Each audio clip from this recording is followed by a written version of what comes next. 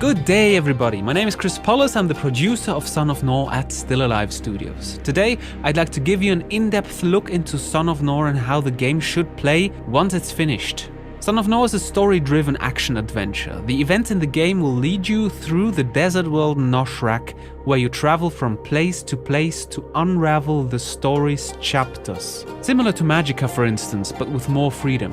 Your goals come naturally from the game's story and progression. But how you reach these goals is completely up to you and your style of playing. Let's say you came to a Sarahul camp in front of the Fire Temple.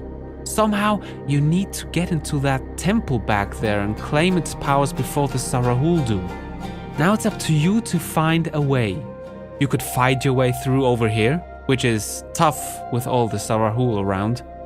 Or you could try to sneak by, piling up walls with terraforming to hide from Sarahul scouts patrolling the camp. Assassination and other techniques might be an option too. So again, you'll discover different ways to reach your goals. Son of Nor will consist of fights on the one hand and puzzles on the other. The three elemental temples, for instance, focus strongly on puzzles. Think Indiana Jones. Let me give you an example. You're in front of a solid metal door that seems to be secured by a lock responding to light. A crystal holder on a column in this room has more hints if you look carefully. But where to find such a crystal? Well, try shooting a burst of fire on the sand lying in this room. When sand melts, it becomes quartz, a form of crystal that breaks light. Insert and enter. Puzzle solved. In another situation, you could, for example, use terraforming to divert water and power a mill-like installation. Use fire to turn water into steam. Use wind magic to drive a sail mechanism. Or telekinesis to trigger pressure plates. Such physical puzzles will be all over the place in Son of Nor, inside and outside of temples.